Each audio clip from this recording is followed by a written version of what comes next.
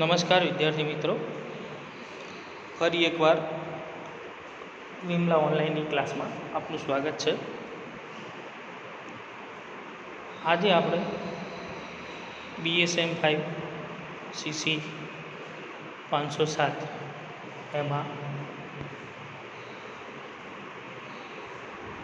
એક્વેન્ટન્સ એના વિશે વાત કરીશું, જેમાં આપણે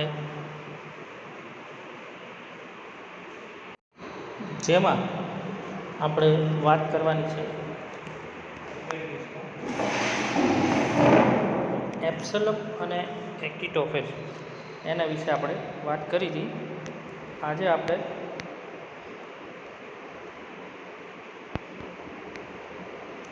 ડેનિયલ ડેફોઈ દ્વારા લિખિત રોબિન્સન ક્રુઝ એના વિશે આપણે વાત કરવાની છે. તો તમને આ ચિત્રમાં દેખાઈ રહ્યું છે મિત્રો, ડેનિયલ ડેફોઈ દ્વારા રચિત રોબિન્સન ક્રુઝ, જેની અંદર મોટાભાગે એના પ્રવાસ વર્ણન જેવી વાત છે.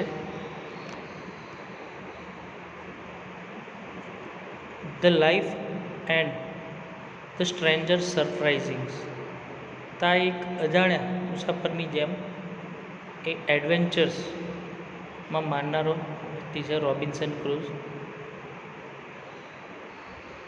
Of Torp mariner. Robinson Crusoe જે છે એણે, તમને આ ચિત્રમાં દેખાય છે, એક ખલાસી, એક પ્રવાસી જેવો તે દેખાઈ રહ્યો છે. ડેનિયલ ડેફોઈનો જન્મ, એના રાઇટર છે ડેનિયલ ડેફોઈ, જેમનો જન્મ એ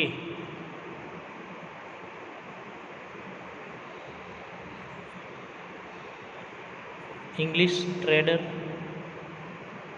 writer, journalist, pamphleteer and spy. Daniel ડેફોઈનો જન્મ 1660માં લંડનમાં, એટલે કે યુકેમાં, યુનાઇટેડ કિંગડમમાં થયો છે. અને તેઓએ એક ઇંગ્લિશ ટ્રેડર, એક ધંધાદારી વ્યક્તિ, એક લેખક તરીકે, એક જર્નલિસ્ટ, એક પત્રકાર તરીકે, કોલમનિસ્ટ તરીકે, પેમ્ફલેટર્સ તરીકે અને એક જાસૂસ તરીકે પણ એમણે કામગીરી કરી છે.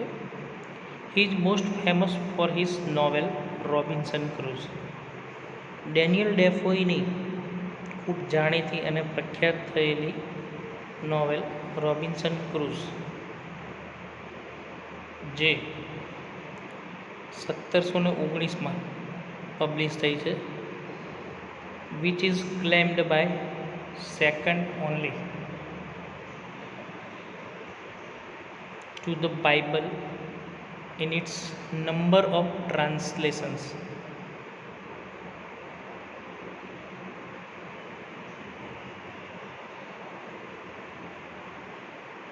કે ડેનિયલ ડેફોઈ જે છે એમની આ નોવેલ રોબિન્સન ક્રુઝ, જે 1719માં પ્રકાશિત થઈ છે, જે બીજી રીતે જોઈએ તો બાઇબલ જે છે એનું એક પ્રકારનું ટ્રાન્સલેશન, એનું ભાષાંતર છે. 1660માં લંડનમાં ડેનિયલ ડેફોઈનો યુકે, યુનાઇટેડ કિંગડમમાં એમનો જન્મ થયો છે. 24મી એપ્રિલ 1731માં તેઓ લંડનમાં, યુકેની અંદર જ એમનું મૃત્યુ પણ થયું છે. તેમણે Crusoe, Daniel Defoe's Robinson Crusoe, Man Friday, Robinson Crusoe on Mars, અને બીજા અન્ય પણ ઘણી બધી મૂવી પણ એમણે આપી છે. એમના બાળકોમાં સોફિયા ડેફોઈ, બેન્જામિન નોર્થન ડેફોઈ છે.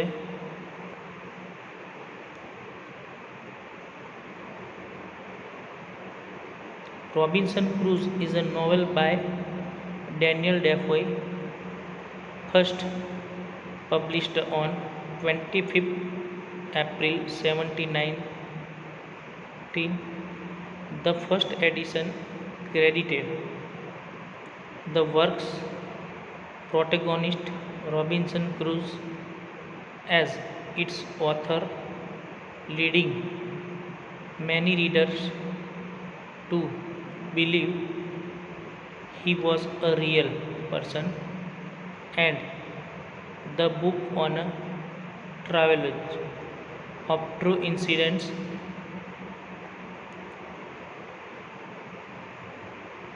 રોબિન્સન ક્રુઝ જે છે એ નોવેલ એ ડેનિયલ ડેફોઈ દ્વારા લખાયેલી છે. એનું પ્રથમ પબ્લિકેશન જે છે એ 25મી એપ્રિલ 1719માં થયું છે. First edition credited the work's પ્રોટેગોનિસ્ટ.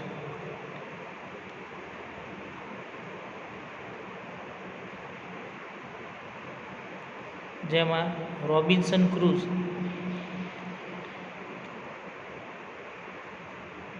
As its author, તે એક લેખક તરીકે, leading many readers to believe,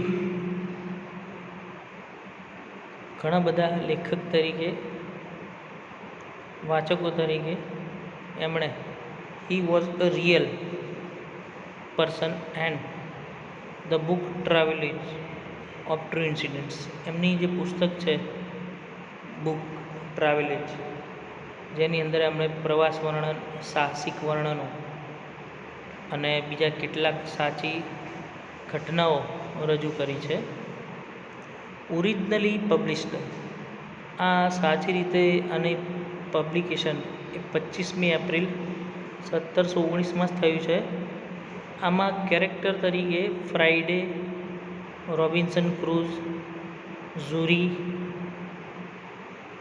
Portuguese captain, the Spaniard, આટલા એના પાત્રો છે.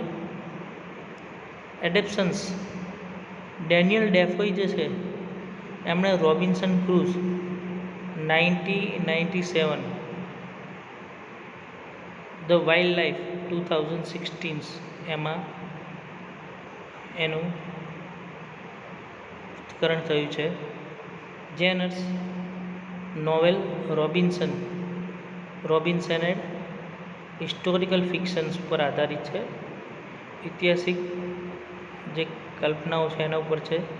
બીજું છે એ એડવેન્ચર ફિક્શન્સ, કાલ્પનિક સાહસો એના ઉપર પણ આધારિત એ જોવા મળે છે.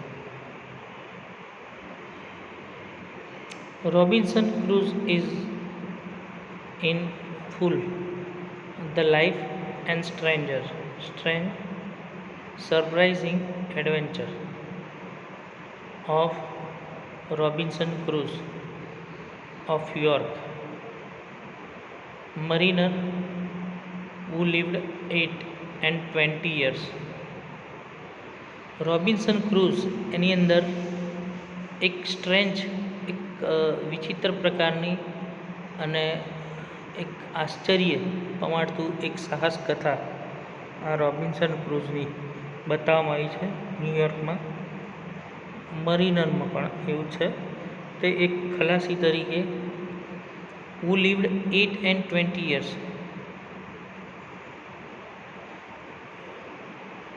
8 વર્ષ અને પછી 20 વર્ષ જેટલો સમયગાળો all alone in an uninhabited island, તે બધાયથી અજાણ એકલો એક અજાણ્યા ટાપુ ઉપર રહેતો હતો. On the coast of America, અને એ અમેરિકાના ખર્ચે ત્યાં રહેતો. Near the mouth of the great river of Oroonoque, અને એ આ ઓર્નિક નદીના કિનારે હતું. Having been cast on shore by shipwreck wherein in all the men perished but himself.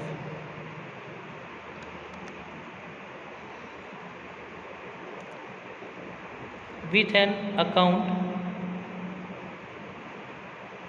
how he was at last strangely delivered by pirates, written by himself. Novel by Daniel Defoe. Robinson cruise આ એક એવી novel છે કે જેની અંદર જે નવલકથા છે એની અંદર ફૂલ ઓફ સસ્પેન્સ, સ્ટ્રેન્જ, એક વિચિત્ર પ્રકારની આશ્ચર્ય પમાડે એવી એડવેન્ચરની સાહસ કથાઓ રોબિન્સન ક્રૂઝે બતાવી છે.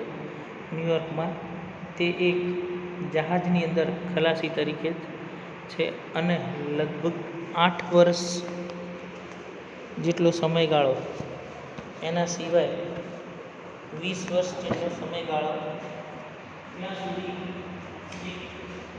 અજાણ્યા ટાપુ પર જ રહ્યો છે અને ત્યાં તેને એના જીવનનો ઘણો બધો સમય 28 વર્ષ જેટલો કિંમતી સમય ત્યાં તેને પસાર કર્યો છે.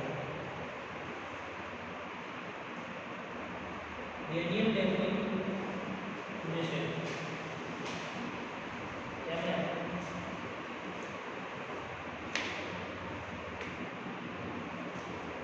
આ લિસ્ટ ત્યાં લખી છે.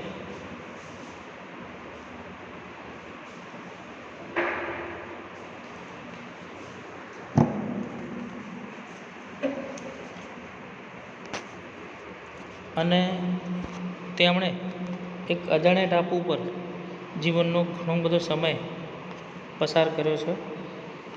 ત્યાં આગળ એમણે ઓર્નિક જે અમેરિકાની નદી છે ત્યાં આગળ રહ્યા છે.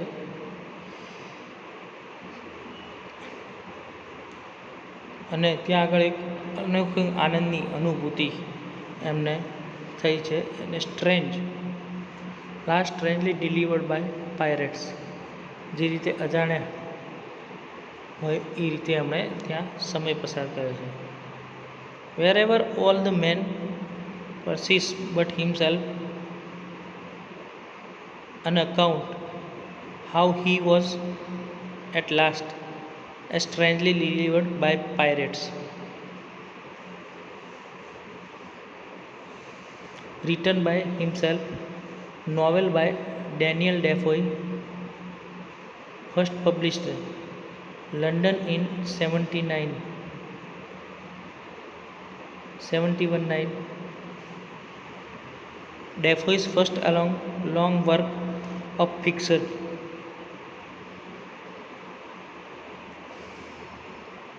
It introduced two of the most enduring characters in English literature, Robinson Crusoe and Friday.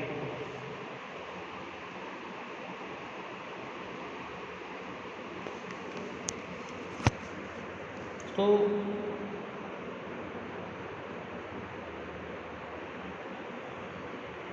મિત્રો, જે રોબિન્સન ક્રૂઝ છે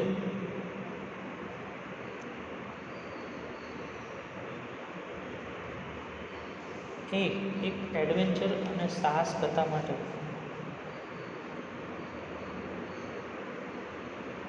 એ જાણીતા છે. અને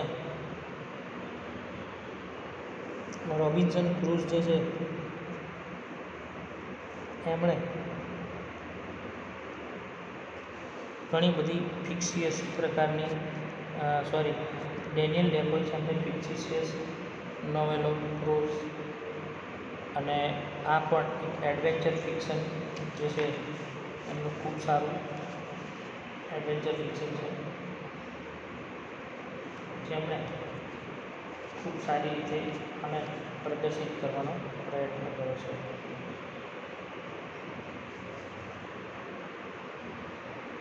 એના પછી વાત છે એ રોબિન્સન ક્રુઝ જે છે એમાં એક અનોખી પ્રકારની વાત એમાં જોવા મળે છે.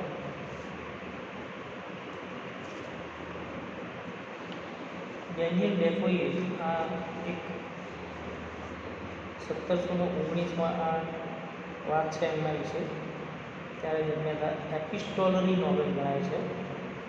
આ જે નોવેલ છે એક પ્રકારની એપિસ્ટોલરી નોવેલ છે જેમાં રોબિન્સન ક્રુઝ એ એના હીરો છે. આમાં પાત્રો કહીએ તો Friday, Xury, Mr and Mrs Crusoe એ બધા એના પાત્રો છે. Robinson Crusoe is a story of an Englishman. આ એક અંગ્રેજીની એક સ્ટોરી છે. Help away on a very remote island uninhabited. તે ઘણા સમય સુધી એક અજાણ્યા પ્રદેશ, અજાણ્યા ટાપુ પર રહ્યા જ્યાં એમને કોઈ સાથે પરિચય નહોતો. It was believed to be a true story. એક રીતે આ એક સાચી હકીકતની સ્ટોરી છે.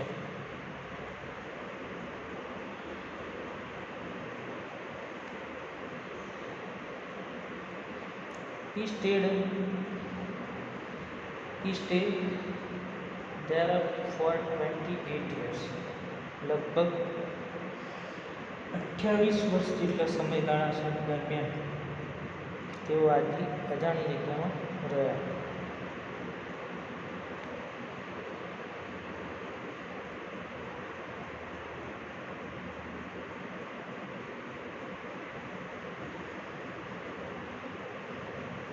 Here he learns lot of things. He is devoted to religion. તે અહીંયા તેઓ આ અજાણ્યા ટાપુ પર ઘણું બધું શીખ્યા. Is devoted to religion. તે ધાર્મિક રીતે પણ અલગ મહત્વ છે. He rescues Friday from the cannibals. અને એમણે ફ્રાઇડેને કેનિબલ્સથી બચાવ્યો. તે loved like father and sons. અને તેઓ પિતા અને પુત્રનો પ્રેમ ખૂબ અનોખો હતો.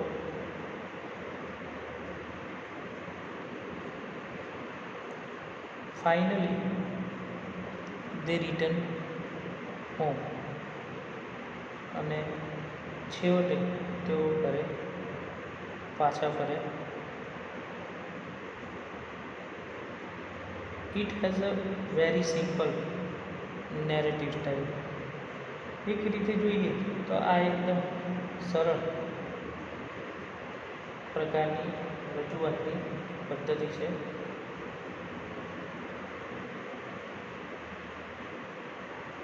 It has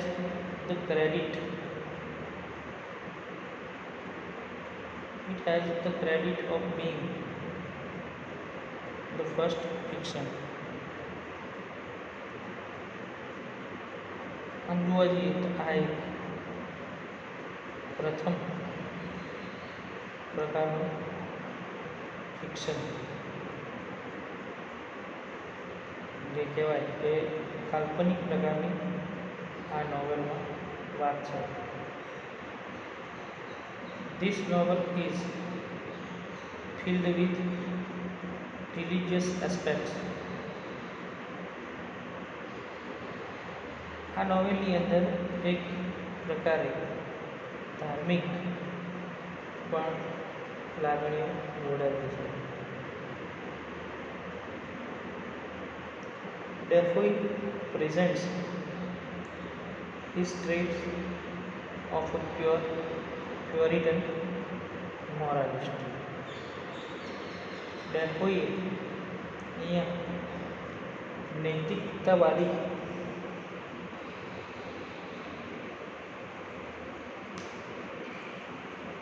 અહીંયા પવિત્ર રીતે અને નૈતિકતાવાદી પ્રમાણે અહીંયા એમના ગુણ બતાવ્યા છે.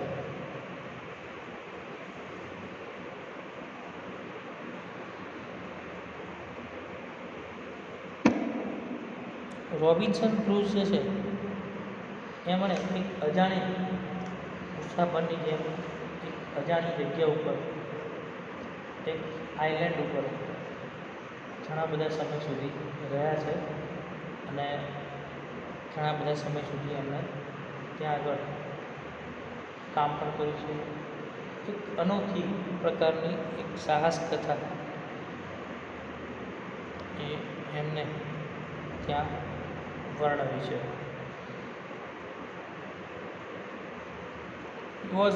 At last was strangely delivered by pirates. કે એમણે એક અલગ જ રીતે જ્યાં ઘણા સમય સુધી 28 વર્ષના સમયગાળા સુધી ત્યાં રોકાયા છે અને આ ટાપુ જાણે એમનું ઘર ના એવું જ બની રહ્યું છે એમના માટે.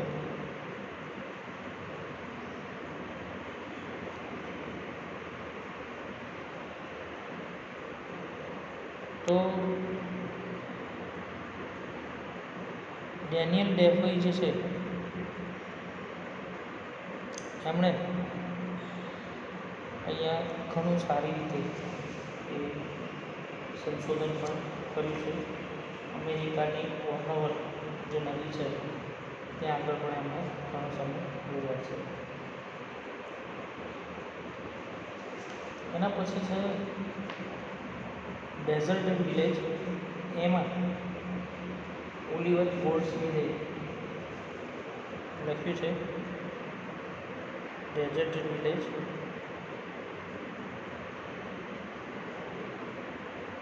ડેઝર્ટેડ વિલેજમાં એક એવા ગામડાની વાત છે કે જ્યાં આગળ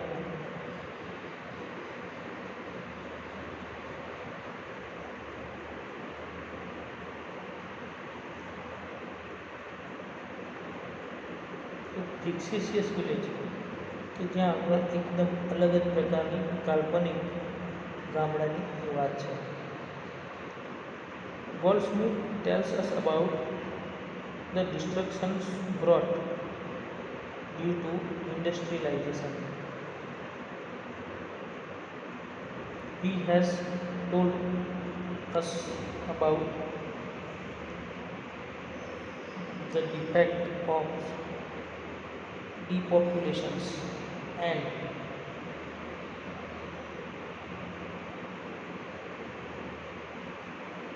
the encroachment of the rich on the villages.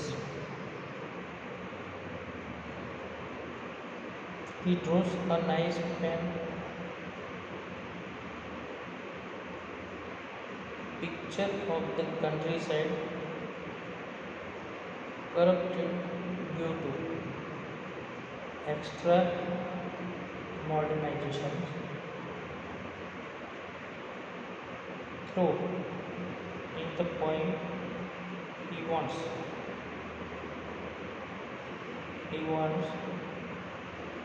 not only England but also the whole world about the onslaught of modernization. He described the village before the demolitions of an ancient village and the destruction of its farms to clear land to make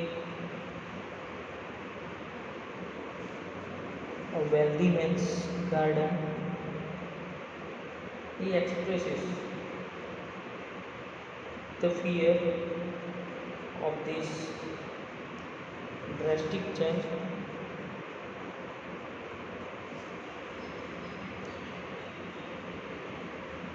The poet seems to be concerned about the change.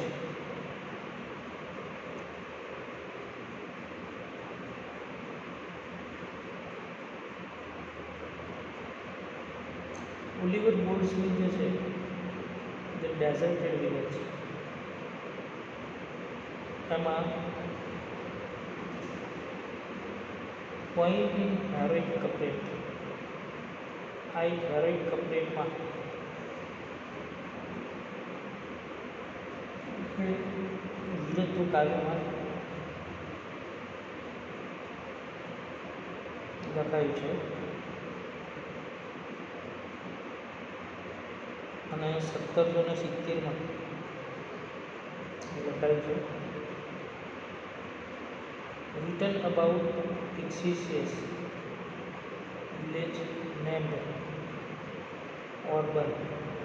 અને આ જે ગામ છે એક પ્રકારનું જે કહેવાય Pixisius એક પ્રકારનું કાલ્પનિક ગામ અહીંયા ઓર્બન નામનું જે ગામ છે એ બતાવવામાં આવ્યું છે. પોઈન્ટ વિશે આપણે વાત કરીએ તો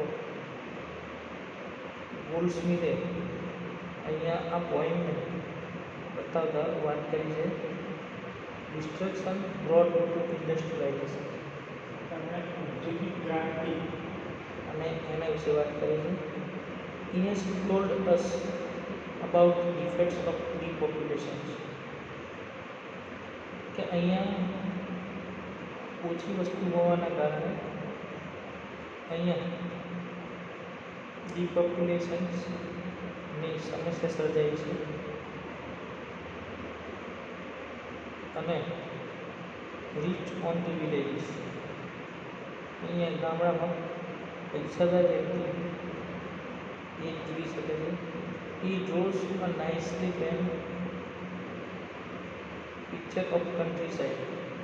અહીંયા ખૂબ સારી રીતે આના ચિત્રને એ અહીંયા રજૂ કરવામાં આવ્યું છે. અને corrupted due to extra modernization, અને આ એક રીતે એક આધુનિક મોડર્નાઇઝેશનની વાત છે. Through the point he wants not only England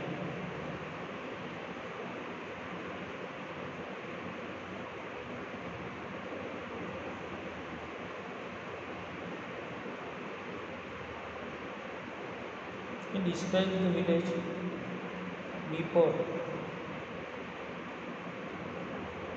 the depopulations and deconstructions. તો મિત્રો આજે આપણે આ રોબિન્સન ક્રુઝ વિશે અને થોડી એ ડેઝર્ટેડ વિલેજ વિશે પણ વાત કરી. આશા રાખું છું કે તમને સારી રીતે સમજ પડી હશે.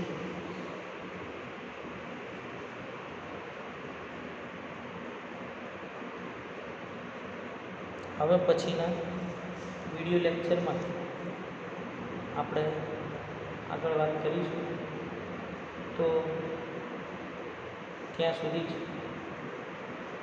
બધા મિત્રો ઘરે રહો, સુરક્ષિત રહો, સલામત રહો, સ્ટે હોમ, સ્ટે સેફ. વારંવાર લિક્વિડ કે સેનિટાઈઝરથી હાથ ધોવો, સાફ કરો. શક્ય હોય તો ઘરની બહાર નીકળજો નહીં, અને જ્યારે પણ જરૂર પડે ત્યારે બહાર નીકળવું તો મોઢા ઉપર માસ્ક પહેરી રાખો.